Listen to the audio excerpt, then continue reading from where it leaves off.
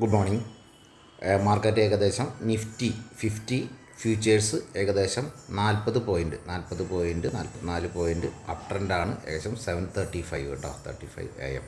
Okay, market plus trend keep ചെയ്യുന്നു. എനിക്ക് തോന്നുന്നതിൽ ചെറിയൊരു നെഗറ്റീവ്സ് എനിക്ക് ഫീൽ ചെയ്യുന്നത് ക്ലോസിങ്ങിനായ റിക്കവറി ആണ് വന്നത്. അപ്പോൾ അതുകൊണ്ട് തന്നെ ഒരു ശരിക്കും നിങ്ങൾ കൃത്യമായിട്ട് ഞാൻ പറയുന്നു, നിങ്ങൾ കൃത്യമായിട്ട് ടോപ്പ് 50 ഷെയർസിൽ കോൺസെൻട്രേറ്റ് ചെയ്യണം.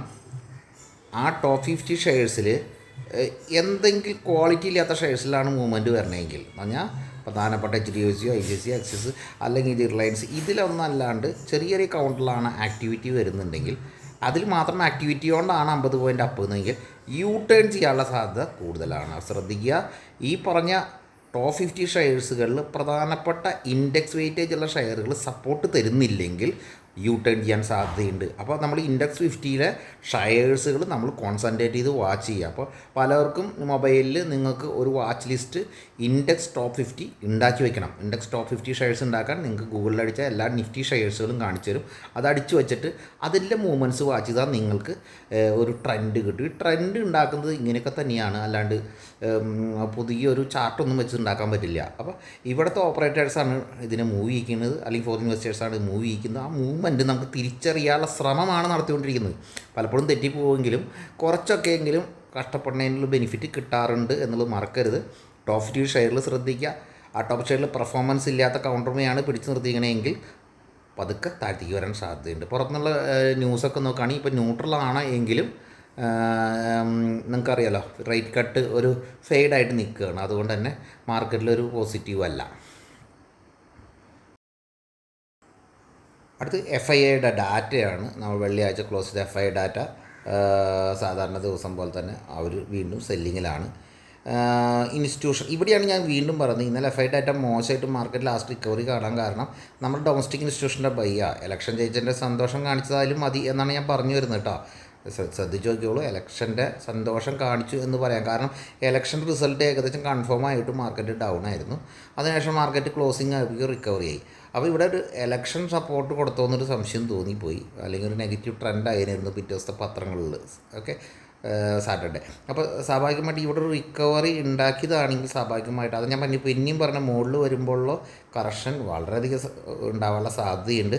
അത് കണ്ടിന്യൂവേഷൻ വരും ചെയ്യാം ഈ ആഴ്ചകളിൽ. അത് കാരണം ഒന്ന് സൂക്ഷിച്ചോളൂ. അടുത്ത് ADRൻ്റെ കാര്യത്തിൽ നമുക്ക് IT ഇപ്പം തന്നെ നമുക്ക് കാണാവുന്ന ITയുടെ ക്ലോസിങ് ADR മൈനസാണ്. അതുപോലെ വിബ്രോൻ്റെ ADR വലിയ ഡിഫറൻസ് ഇല്ല. എന്നാൽ ബാങ്കിൻ്റെ സെക്ടർ സപ്പോർട്ടീവാണ്. ഇന്ന് നമുക്ക് എപ്പോഴും ശ്രദ്ധയില്ല, ബാങ്ക് കുറച്ച് സപ്പോർട്ടീവാണ്. എനിക്കൊന്ന് എന്തൊക്കെ വന്നാലും നമുക്ക് ബാങ്ക് നിഫ്റ്റി കുറച്ചും കൂടി ഓക്കെയാണ്. ബാങ്ക് നിഫ്റ്റി എന്നാൽ നിഫ്റ്റി സപ്പോർട്ടീവ് അല്ല. ബാങ്ക് നിഫ്റ്റി പിന്നെയും സപ്പോർട്ടീവാണ്, നിഫ്റ്റി സപ്പോർട്ടീവ് അല്ല. സൈഡ് വേസ് മാർക്കറ്റാണെങ്കിൽ സെൻസെക്സ് ആക്റ്റീവ് ആവും, ആക്റ്റീവായ ട്രേഡിങ്ങിൽ വരാൻ സാധ്യതയുണ്ട്. ബാങ്ക് നിഫ്റ്റി കുറച്ച് ആക്റ്റീവാണ്, എന്നാൽ നിഫ്റ്റി ആക്റ്റീവ് അല്ല. റേറ്റ് കട്ടിങ് ഇല്ലാത്തതിന് ശേഷം നല്ലോണം US മാർക്കറ്റ് അടിച്ചെങ്കിലും ഇന്ന് ഫ്യൂച്ചർ എടുത്ത് നോക്കുകയാണെങ്കിൽ ചെറിയ അപ് ട്രെൻഡ് ഉണ്ടെന്ന് പറയാം. ചെറിയൊരു അപ് ട്രെൻഡ് നോട്ടിലേക്ക് കൊണ്ടുവന്നിട്ടുണ്ട്. എന്നാൽ നോക്കുകട്ടെ, ബാക്കിയുള്ള രാജ്യങ്ങൾ അല്ലെങ്കിൽ യൂറോപ്യൻ രാജ്യങ്ങളൊക്കെ സ്ലൈറ്റ് മൈനസാണ്. ഓക്കെ,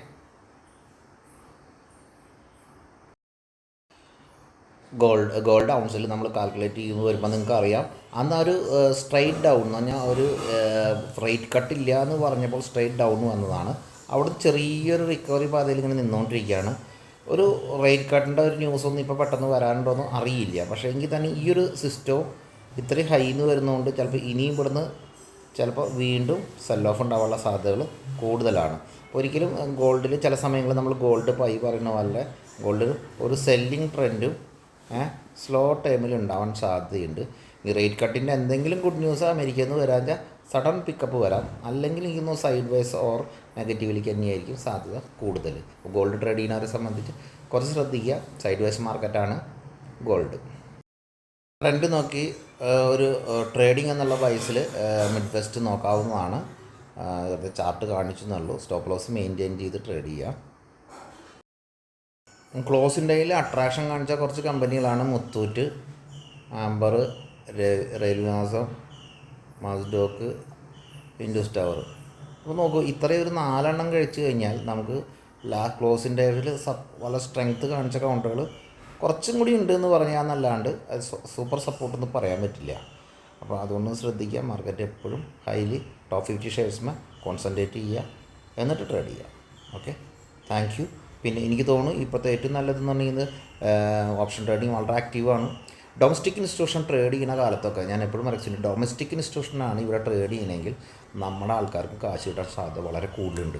അപ്പോൾ പലപ്പോഴും ചില ആൾക്കാർ ഓരോ സമയത്ത് വന്ന് മാർക്കറ്റിൽ എൻ്റർ ചെയ്യുന്ന സമയത്ത് അവർക്ക് പറ്റിയൊരു മാർക്കറ്റ് ആവണമെന്നില്ല, അവരെ സപ്പോർട്ട് ചെയ്യുന്ന മാർക്കറ്റ് ആവണമെന്നില്ല. ചില സമയത്ത് മറ്റുള്ളവർക്ക് സപ്പോർട്ട് ആവണം. അപ്പോൾ അങ്ങനെയാണല്ലോ റൗണ്ടിങ് വരും.